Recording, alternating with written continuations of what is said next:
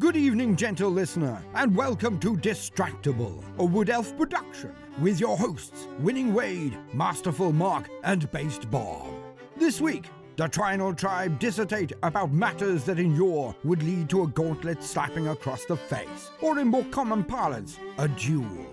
Yes, it's How Dare You! Please prepare thy brace of pistols, and enjoy the show. Hello and welcome to Distractible, the show where we talk about pretty much whatever we want to talk about in whatever way we want to talk about. I am your host for this week, the winner of the last week's podcast.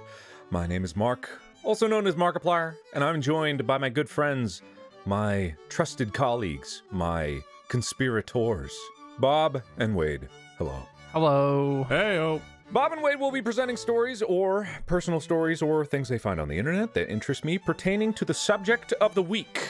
And I will judge their stories therein and assign points depending on the worthiness of such content therein and the discussions that they entail. Yada yada, yada yada, yada yada yada. I love the way you speak. Cool. Yeah, neat. Thank you. It doesn't matter what I say so long as I say it so whimsically and lyrically. Everyone at home isn't really paying attention. They're just vacuuming or driving or hoping that this will get them through their mundane lives just one step closer towards their delicious bed. Delicious? Kill. I'm gonna stop. Their delightful bed. No, dude, that was legit. I would just lean into delicious. They're delicious beds. Their delicious, succulent bed. Chew on those sheets. Dude, my tender, juicy, well-seasoned bed. I love it. Nothing like it. Anyway, how are you guys doing? I'm Pretty good. Yeah. I can't complain. It's summer. Good. Nice. Get to go swimming and stuff. It's always good. Yeah. Anything new? Nothing new? It's been really hot in the Bay Area. Yeah, Last that's summer true. was not like incredibly hot, but it was smoky and fiery, so it was a different kind of unpleasant. Oh, yeah. But it's been like around 100, probably 3 or 4 weeks out of the summer so far, which is just real hot. It's so hot. Same here in Austin where I'm right now. I forgot that last year is when the apocalyptic pictures of like the super red sky was right in your backyard. That shit was real. We lived in a different house. We lived in a rental, and not the 10 minutes away from where we are now, but it was a house that had a 2-story entry, and there were windows all in the second story of the entryway. And when you walked out of the bedroom upstairs, you walked out and could see out the windows. And in the bedroom with the blinds closed, you didn't really notice, but that morning I opened the door and it was like a movie. And the orange glow flooded the bedroom. The whole entryway, which was all just painted white, is a rental, right? So it's all white walls, beige carpet. Everything just glowed this horrific, like ominous orange. It's terrifying. Yeah. I would take what I have now over that. The smoke was unbearable. Like, my eyes burned inside the house that last summer with all the smoke and how crazy it was. But hot's only a little better. Our AC is like not keeping up. We got it set on like 72, 73, and it's like 76, and the thermostat's like, I'm going, man. We'll get you to your 73 degrees in like at least 20 hours, maybe 24. For tomorrow. Yeah. I don't know. And it's like, God damn, it's too hot. I wear slippers in my office because it's so cold down here in the basement. And we go upstairs to the bedroom, and we have like 2 or 3 standing fans and a ceiling fan because the AC also just our master bedroom's the one room like the AC does not do a good enough job in. So I have like an icy hot thing where it's like, all right, go to bed. Oh God, it's hot. Go down the stairs like, oh God, I'm freezing. A really weird back and forth, but it's nice to have a place I can go to warm up and a place I can go to cool down, I guess. Yeah. Must be I guess nice. that's Must be nice. Must be nice, huh? Back in lovely old Cincinnati, where I guess we never should have left. No, you shouldn't. Is that how it is? They'll come home. Yeah, no, we can't. We've been You exiled. could buy Cincinnati for the cost of like an apartment in California. Hey, don't belittle Cincinnati wow. like Buy that. the whole city. Come home. Low Jeez. opinion of your Jeez, man. beloved hometown. It's just cheap living, and I Yeah. like it. It's not that cheap. It's just not obscenely expensive like California is. Okay, it's reasonable living. Come back. No, Okay. I'll consider it. I'll consider it after we get through this We discussion. go through Maybe this every year. What if everyone listens to this podcast and it becomes so successful that it defines all of our lives? It's the main thing that we have going. Yeah. We all have to move to Cincinnati and live in a big house together so we can make live in-person podcasts, right? Never mind. Stay We're gonna there. have podcast house. Pod house. Pod house. No. Peen house. No. Stay. Peen house. Stay there. Stay in California. I'm fine. Peen house. No. Peen house. Peen No. house. Peen house. Peen house. Peen Peen house. house. Peen house. Peen house. Please. All right. That's 5 points for Peen House, Bob. That's a good idea. Hell Thank yeah. God he can have them. I don't want the peen points. Wade, if you win, I will move back to Cincinnati and we will start Peen House. Is that motivation to win or to lose? You take it for whatever you want it to be. You bother Mark and to a lesser extent me constantly about moving back to Ohio. This is your chance. This is your chance. Don't you want to have a friend in your state? I have no other friends in my state? Clearly. Oh. That's what I just implied with no confusion about that statement. What happened to them? Just lonely Wade in his basement, his cold basement with his slippers, wishing he had friends to talk I to. walk upstairs expecting to see like Molly and the dogs and then call Tyler up who's visiting or call Jesse or whoever. And just like as I walk up the stairs, like just cobwebs I didn't think were there start forming and I realize it's all been in my head and I've been alone for a decade. Yeah. Poor sad Wade in his wrinkly sweatpants and his wrinkly shirt comes upstairs, takes his slippers off, and is like, "Who needs slippers when I've got friends like these?" And then puts his slippers back on and shuffles back to his dungeon of sadness. Yeah. God, he thinks Twitch is real, thinks YouTube is a thing, thinks we're even here. Man, You fool. you fool. My computer is just some old like big fat television screens from like the 90s with like some paper on it where I just like drew a little smiley face like there's my friends right there. We're in a Discord call right now. God, man, if the illusion was so real that you would never know, even us joking about it right now is just to reinforce the idea that it's all real. It can't be fake. Well, this is a happy way to start this episode. Thanks, guys. Yeah, let's record a podcast. All right. Hell yeah. Yeah. I can't wait to see you all in Cincinnati very soon. Peen House. All right. So today's topic that we're going to be talking about, Bob and Wade, is titled so simply, How Fucking Dare You? And in this, we are going to be reliving situations where someone has wronged us. Maybe we've wronged someone. I will accept that as well, because you can also be the one that fucking dares. But I will accept stories with which you guys have been wronged and your rage for this has never left your bodies. So like revenge, comeuppance, that kind of thing. Yeah, anything like that. If you wrong somebody that wronged you, are you really wronging them? Is it two wrongs? Two wrongs make a right, right? We are not qualified to answer that question in this episode. We will answer it in the future. I believe two wrongs make a wrong-ong-ong. God. Saying that in a deadpan voice is beautiful to hear. Wrong.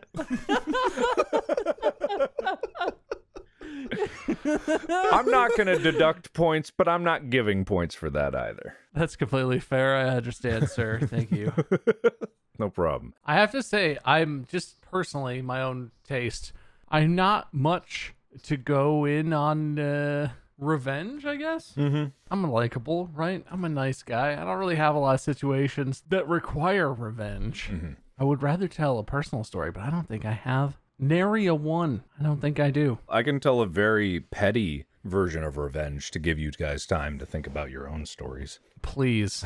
I used to work at like an engineering co-op, right? So like just this medical company that engineered medical devices. We worked on contrast injectors and stuff like that. It wasn't really anything to do with the job because the job was boring, but there was one perk. There was a break room. And in the break room, there was unlimited hot chocolate. And I loved that because it was just all mine. And I could go in there and get hot chocolate and mix it with my coffee every day. And I would do that. And then one day, my coworker, unbeknownst to me, grabbed all of the hot chocolate and brought it to their desk. What? I couldn't understand it. Like I didn't fathom it. Like they were apparently just like, oh yeah, it's up for grabs, so I'm just going to grab it all in my desk so I can have it ready. But the problem was there was only like a monthly supply. It was a box that you had to have. So it was like when you take the hot chocolate from the break room, like I had to track down and it was like, oh, you have hot chocolate? It's like, oh yeah, I got it in my box. I'm like, why do you have it? It's like, oh, so no one else grabs it. It was like, well, can I have some? And I was like, yeah, you can ask me for some. And I'm like, it's not. But me at the time, I wasn't very like confident enough to just be like asking every time. And I felt like this was just such a betrayal of the order of the office. Like it's just something you don't do, right? So what I ended up doing was I broke into their desk where the thing was, because I got into work at 4:30 in the morning because I was just a freak at this time and I liked to get to work super, super early. And I broke into their desk and I cut open every packet and didn't use it because I didn't want to steal it and I didn't want to do anything. And all I wanted to do was just ruin their plan. And so I came in and I just cut open every bag of hot chocolate so that they could technically use it.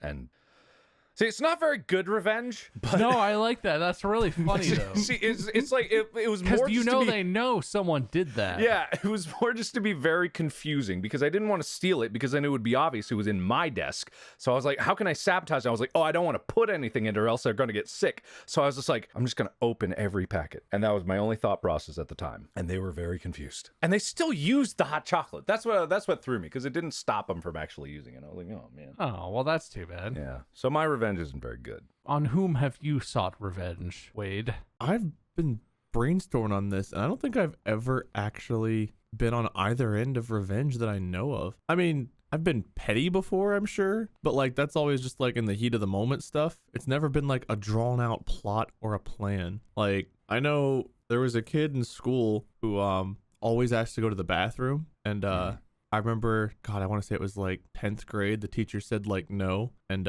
so he just pissed himself right then and there.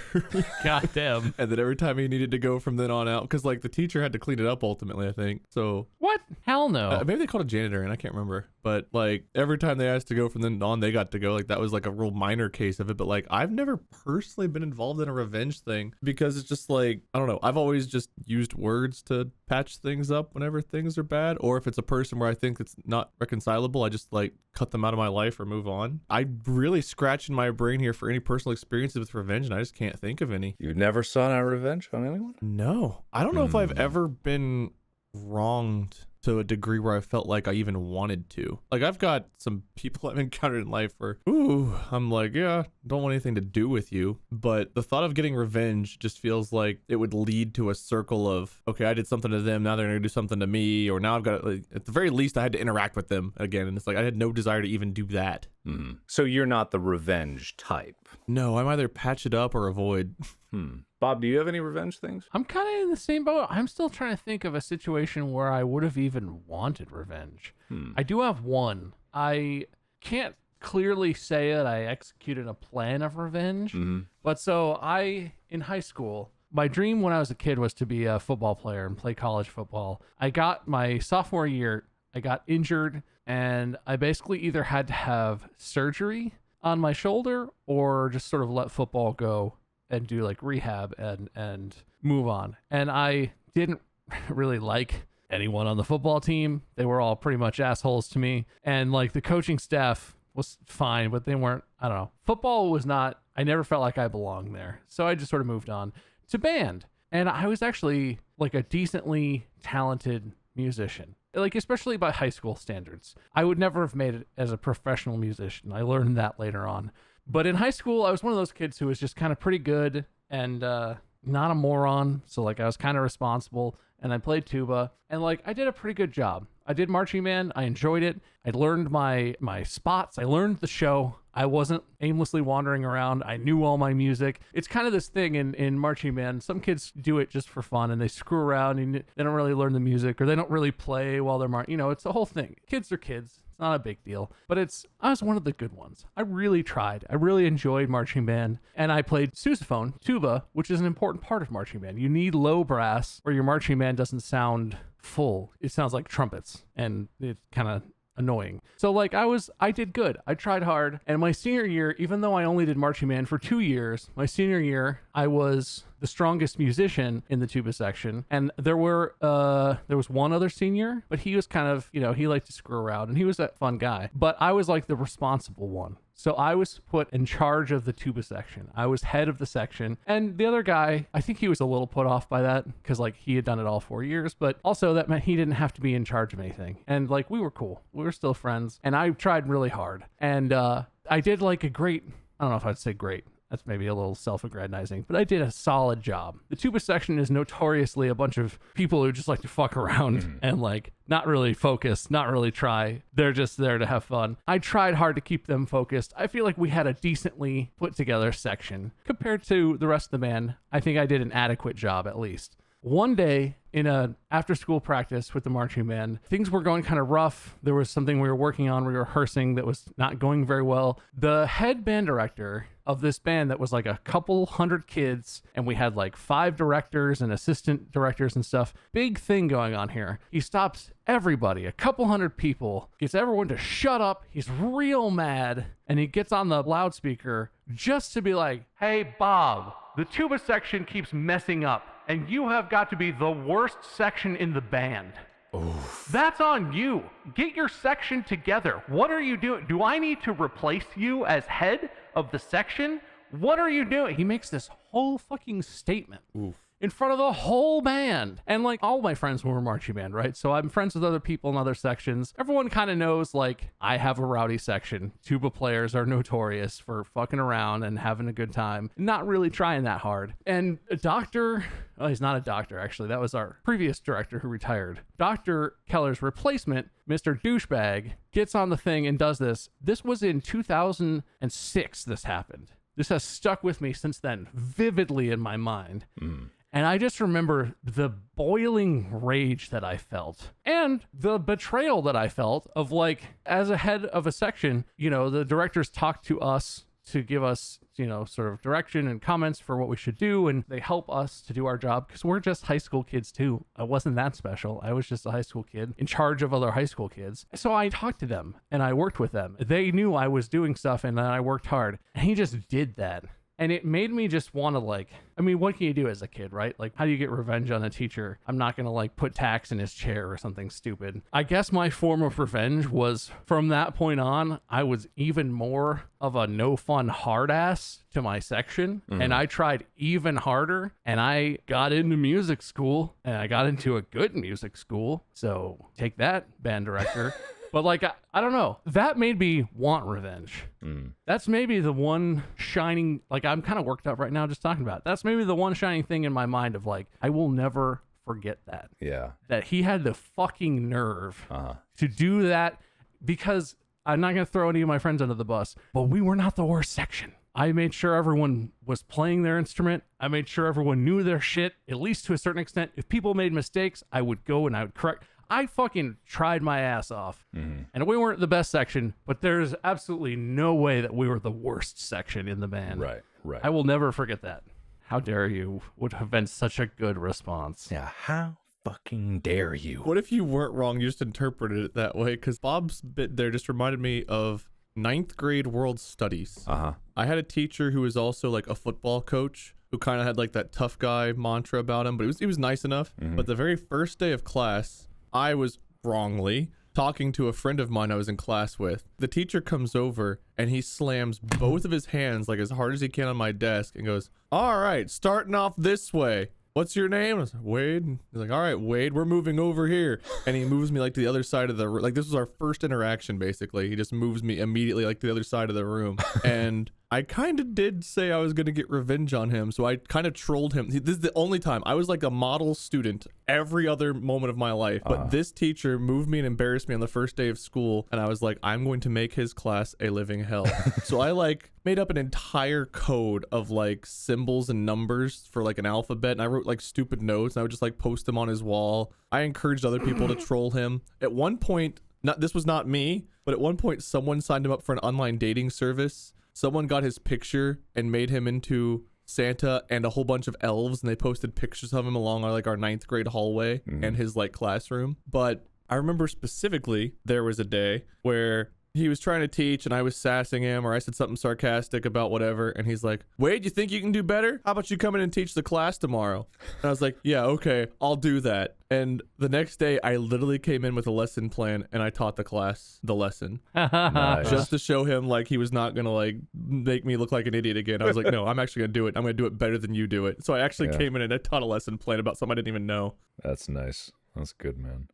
So even though I was originally in the wrong, that reaction he gave me made me feel like he'd wronged me. So like the whole rest of the year, he was the only teacher in my entire like high school, elementary school, college, whatever, that I ever like declared a war on. God, yeah. I live off of fuck you energy. I feel like maybe I should have made this episode that from the get-go, but I think how fucking dare you is great. And high school is probably like everyone's high school experience is just loaded to the tits with experiences where you've been wronged. And I remember one scenario, not to jump in here with my own stuff, but I'm the judge and I'm going to do it anyway. I remember this one scenario, I think I've told you guys, where I was on the throwing team in track and field, which means that I threw shot put and threw discus. We didn't have javelin because I don't think they trusted us in Milford with that kind of weaponry. I don't think so. So I didn't have the kind of like bulk mass to do great in shot put, but discus was more technique based. And so I've never really been a super motivated sports guy. Like I've been fairly athletic, but it's not like been a driving force of mine. But in terms of discus, I was pretty decent at it because it was something very technical. It was skill based. You got to get good at the technique. And if you get good at the technique, you could throw it really far.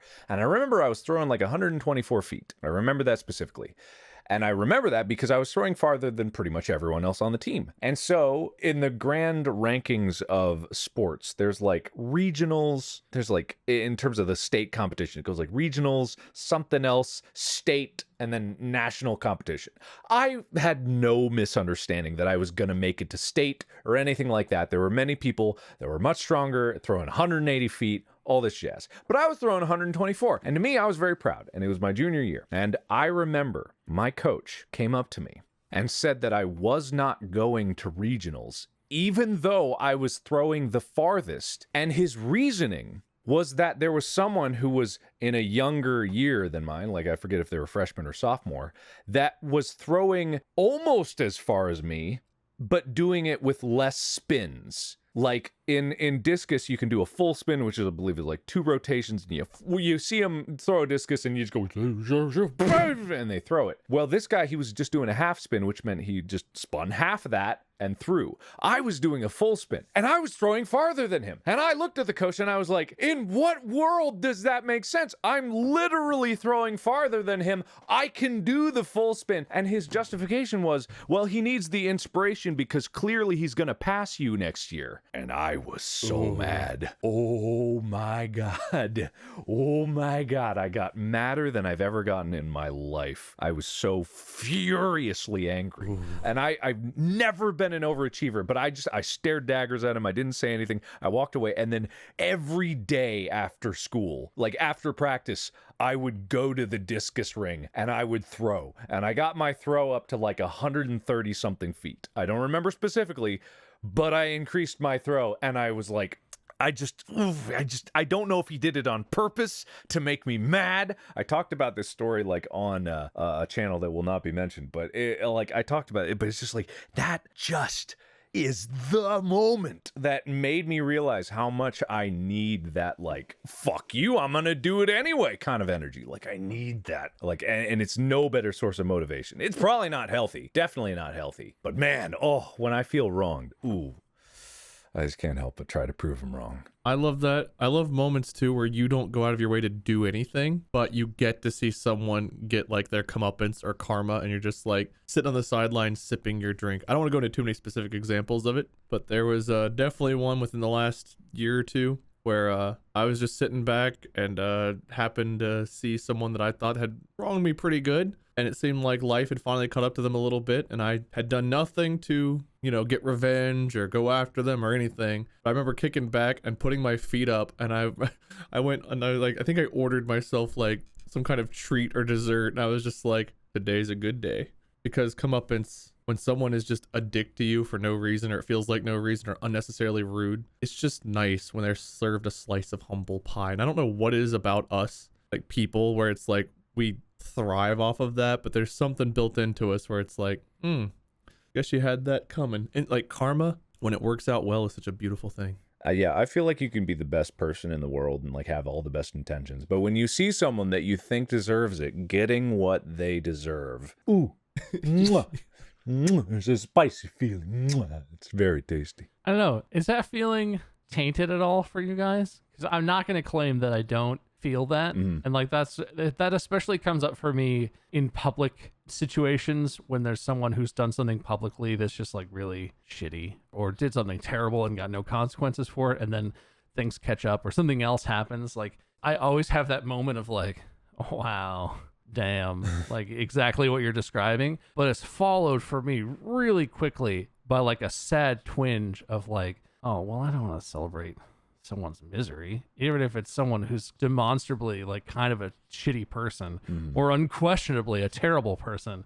There's always a part of me where like I'll have that first reaction of like, haha, stupid douchebag, yeah, and in like seconds later I'm kind of like, oh, I'm sad now. It depends for me. It depends on what the comeuppance is. If they're like physically getting hurt or something like that, then yeah, sure. Like then I don't really root for something like that. But if it's literally just like someone committing a bunch of crimes, for example, right? Let's just, someone's been getting away with doing like illegal stuff for a long time and they finally get caught and go to jail. I won't feel guilty about celebrating something like that. So if it's like they're literally getting what's due to them, then I don't feel any kind of guilt about it. But it depends on the severity of the consequence. If it's something like, oh man, I wouldn't even wish that on my worst enemy, then yeah, like there might be a moment of like, well, at least karma got him, but man, I feel like an asshole for being happy about it. So it really just depends on that.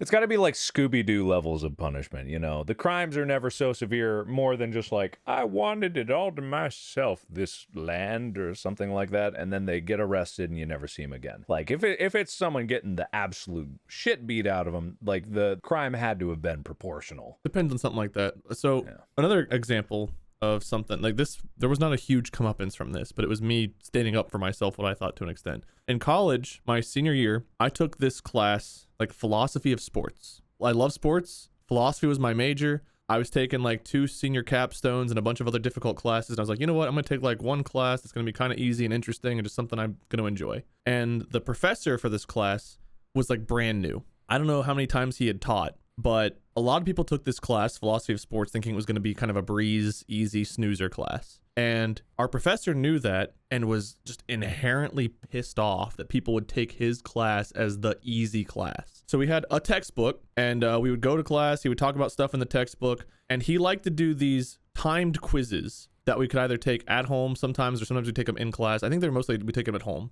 And we were allowed to be open book, but they were timed. So we had, let's say, 5 or 10 minutes to take this quiz over 2 or 3 chapters of this book. And some of like the different things would be like very obvious or interesting topics, but his quizzes were always like the most obscure questions that sometimes had ambiguous answers, or sometimes it was just such a specific thing, like what year did the shoe factory make the sneaker that blah, blah, blah, blah, blah. And it's like, we'd have to literally flip through the book to find these answers. Oh my God. Everybody was really struggling in his class. I was an A student, and I think I was like around a D+ or C- halfway through this quarter. I don't know if we were on quarter semesters at our last year, but I was on the brink of failing this class, philosophy of sports. And I was livid because that was my GPA, like my nearly perfect GPA was about to be ruined by this professor. So I called a meeting with him because the entire semester my blood was boiling, and we'd go over these quizzes every day.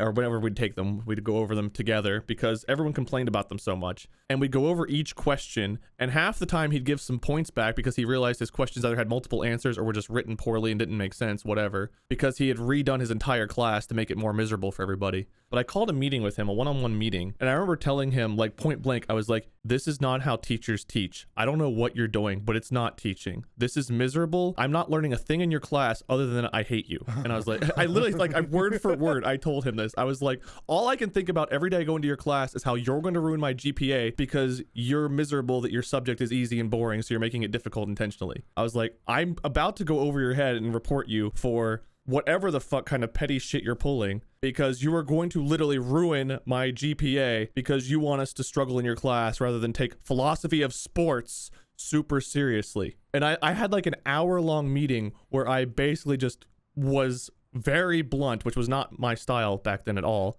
because just it boiled to the point where I felt like someone was finally telling to him like it is. Ended up getting an A in the class, and things loosened up a little bit toward the end. But I could not believe that he was so upset that people were taking his class because it was easy, that he was giving us these quizzes based on the most obscure information. I can't tell you a single thing I learned in that class. Whereas almost all my other philosophy classes, I remember like taking something from it. The only thing I learned from his class is that some teachers apparently don't want you to take their class because it might be easy. They want to make you suffer for some reason. I don't know why. I don't understand why. But it felt really good to tell him like it was. It felt really good. Yeah, man. I get that not everyone has a passion for teaching, or especially their subject, because I don't know how you work yourself into the position where you're teaching a class that you apparently hate to teach. But at the same time, it's like, man, you teach to teach. People are supposed to learn things. That's the point.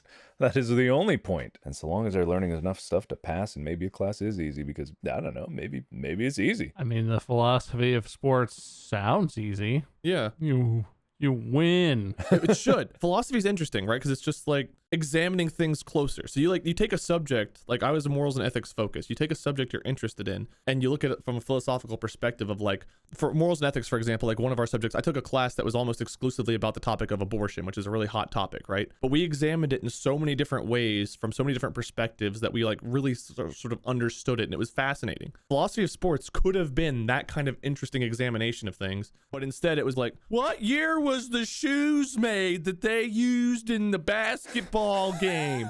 And it's like, who the fuck cares? What does that have to do with learning anything? I'm not going to remember. No one's going to remember that. No one cares about that. Yeah. And I just remember ripping into this guy. I was like, you could have made this so fun and interesting. We could have loved this class. Instead, my senior year, I have never had a class I have hated as much as this. And it's two subjects I otherwise love. I'm getting passionate about it. I get heated. It's still, I guess it still heats me up to this day thinking back to sitting in that stupid class every day.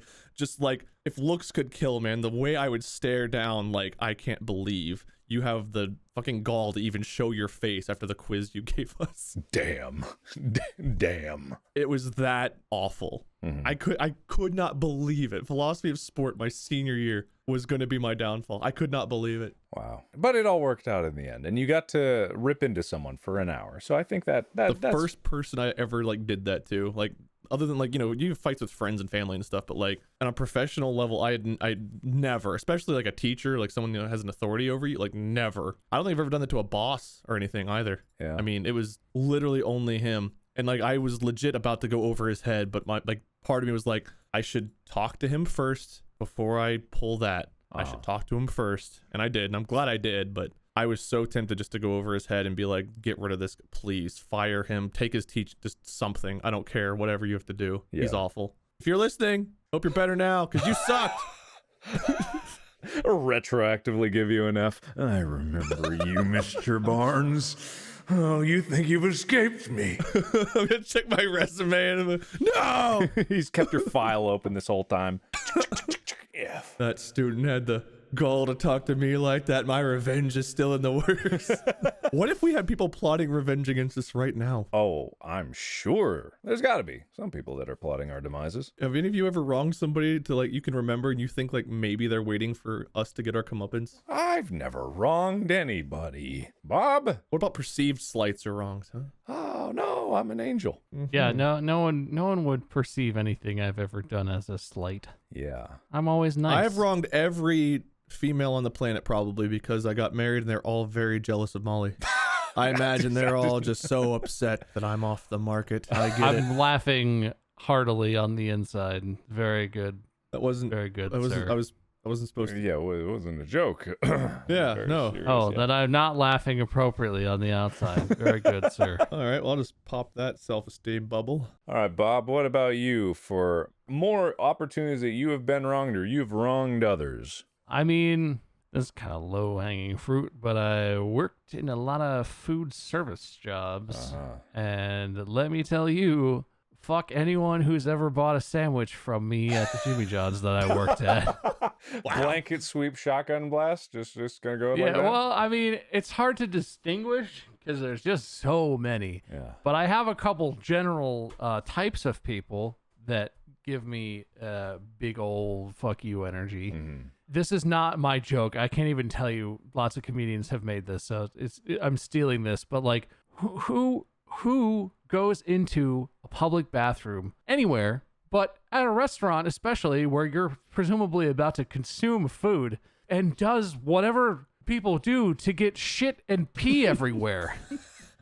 Who does that? I don't know. Like, what does your home bathroom look We've like? all seen those bathrooms, but I don't know. What do you do when you visit your parents or your friends, or what? Am I misunderstanding? Are there some people who just really go nuts in the bathroom and it's like an experience for them and it's not their fault? Because I worked at the Jimmy John's right across the street from college campus at the University of Cincinnati, and we were open until like 3 a.m. and I always worked close on weekends. Well, we were up until 2. I don't know. I always worked until like 3 or 4 in the morning, Friday, Saturday nights, because I was one of the few people that worked at our store, because it's a college store, who wasn't like such an unreliable stoner that they would just not show up half the time, or otherwise, would show up like drunk or something if they worked on a Friday night, because it's college kids and they can't be trusted. Yeah. I would show up to work and do a reasonably good job.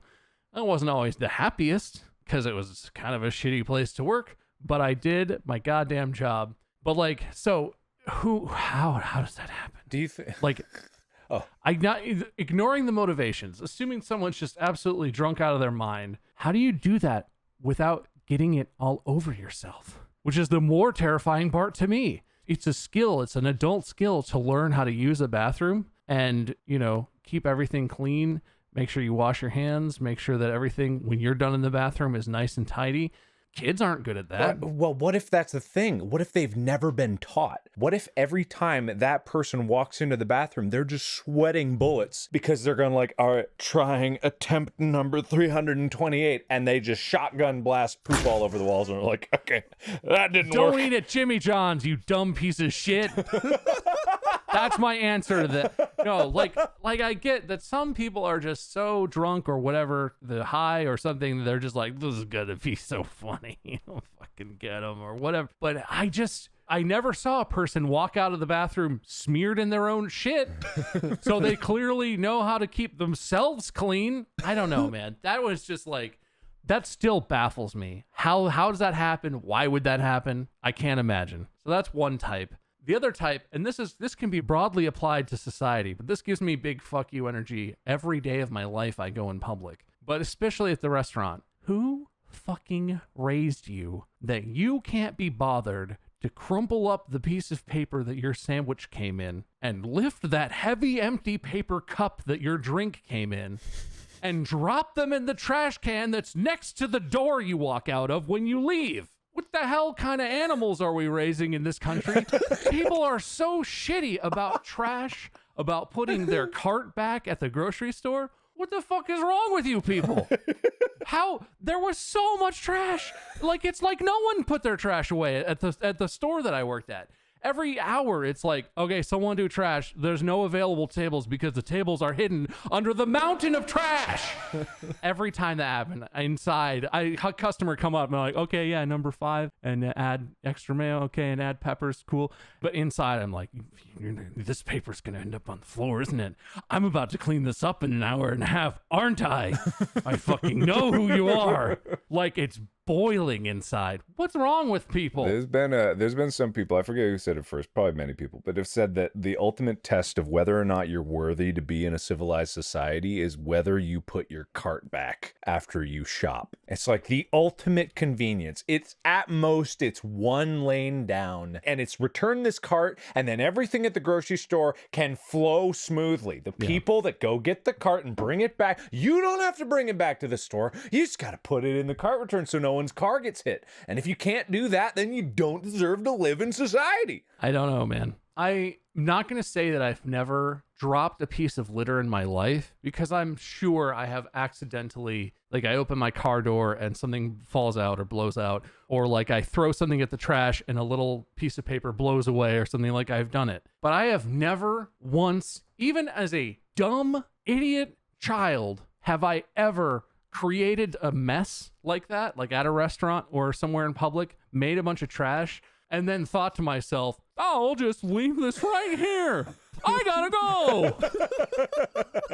Not once. And I've never, ever not put my goddamn grocery cart back in the thing. Yeah. It's not even hard. Where do you even put it if you don't put it back? It's going to hit someone's car. You literally don't give enough of a shit that you're like, I'll just leave this cart in a parking lot where it can roll around, or occupying an entire parking space that a family of 4 could use to park and go to the store. Fuck all of you. I got to go. Like, oh, I just can't imagine working. And I'm sure anyone who's worked retail, food service, anything where you interact with customers in any way, I'm sure you're all out there like, yeah, I work at an ice cream shop. They take the free water cups and then they leave them on the water fountain, like whatever. Every situation. How many dumb assholes are there in our world, and why aren't they being punished? I feel bad at movie theaters whenever like a popcorn kernel drops, but you watch people that just like pig out there and lose half their shit all over the floor and just don't even care.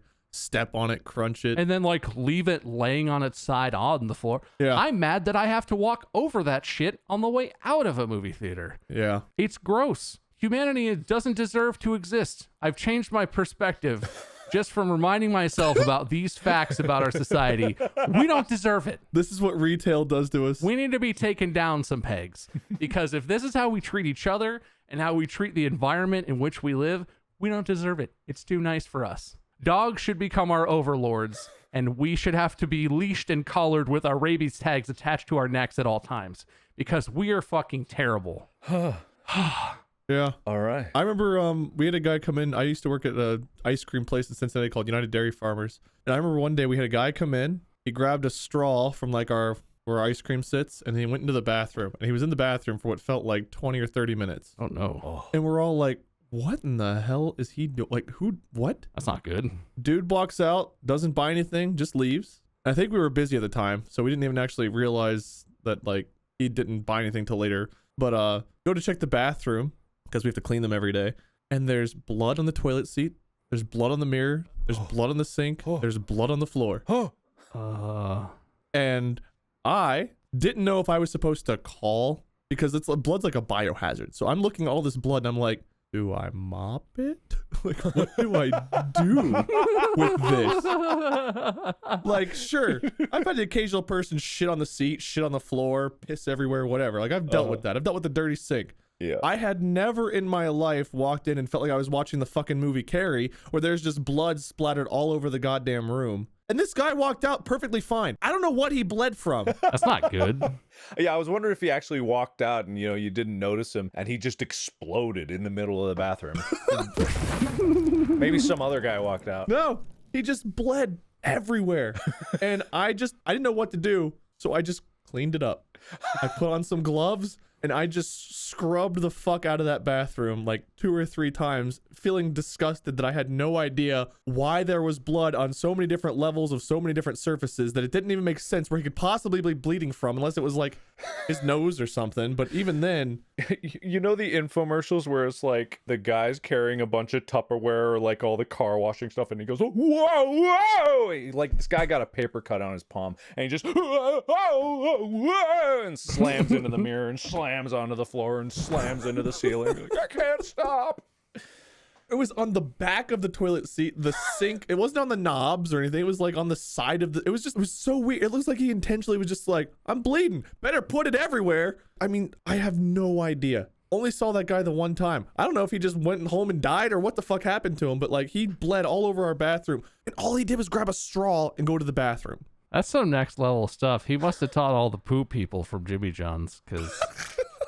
There's a training course you can take to how to be the biggest asshole at a restaurant or a fucking... That would make more sense to me than people just behaving like that and thinking to themselves like, oh, it's okay. Oh, man. I'm struggling to see what the straw was for. He just grabbed a straw and went in. I thought drugs. I thought like snorting cocaine or something. I don't know, but I have no idea. It's a milkshake straw. Maybe he snorted something and then it just didn't go in right and it just came back out and there was some blood and it just went everywhere. Maybe it was like a nose volcano. I don't know. Yeah, I don't know how drugs work. I've never done anything other than like drink alcohol. So I don't know. But you see like in the movies, they'll grab like a little straw or something. They'll like, it's a tiny straw and they'll like snort like a line or something. Yeah, yeah. But this is a milkshake straw. Oh, Oh yeah. Dude needed to do a lot of drugs or something. I don't know. That's weird, man. No, that's what happens, man. You take some drugs, it starts gushing out of your eyes, and all you can do is like try to keep them closed, but they'll like swell up. Your eyelids will like fill, and then you gotta blink eventually. That's drugs, man. But it feels great afterwards, apparently. So I've heard. Oh yeah, no, it's so good. It's worth all the death stuff. Dude, the blood high. Oh, you can't beat it, man. It's just stellar. That's not good. Kids, don't do that. Don't do any of that. Don't chase the blood high. The blood dragon's not worth it. Don't chase the blood dragon. Gotta get this blood monkey off my back. What was this episode about? I've completely lost where we are. We're Nobody on fucking blood knows. dragons and bathroom shits. But if I hear about one of you listeners going to a grocery store and leaving your cart outside of the cart corrals, There is no excuse. Doesn't matter if your wife's giving birth in the parking lot. You put that cart back, or else the baby's going to be cursed. No, the baby's going to be cursed. oh, if it's cursed, that's pretty bad. Shit in the toilet. Don't bleed all over our bathrooms. Yeah, bleed in the toilet. If you're going to bleed all over the place, go to one of our competitor locations. Go hit a BP station and bleed all over their stuff. Go to Ameristop. We don't want their kind here. Go get yourself some Texaco oil and bleed all up in there. Oh, you got the blood dragon chase? You want the Sunoco down the street. Yeah, that's where you got to go. They got the big straws. Hit up Shell for all of your bleeding needs. The Speedway Freezy straws are the biggest straws in the market. It's causing a huge bleeding problem at all the Speedway stores. Get a slushy, a straw, and a Band-Aid and go fuck up our toilets, you sick fucks. You can get a Speedy Freeze for 69 cents. Hell yeah. Plus the nastiest blood high of your life. The Speedway is not happy about this. Oh, man. Oh, good. I don't think we know how drugs work. I just want to say No, that. this is exactly how it is. You ever go to a very, very fancy club or something? In the bathroom, they have a straw dispenser. They're gargantuan. They're the size of my thumb. They're amazing. There's a guy there holding a towel. And he's got a tray of straws to help you snort for you. Dude, boba places are going to be in so much trouble. They're even pointy straws. It's made for that. They would ever snort drugs through a curly straw. Dude, jumbo curly straw. I can't look at a water park the same way. I feel the itch. God. You just see a kid walking around with like a cup with a curly straw, and you're like, oh, the drug possibilities. Really aerate the drugs before it goes into my nostrils. Oh, man. I could bleed all over 10 bathrooms with a straw like that.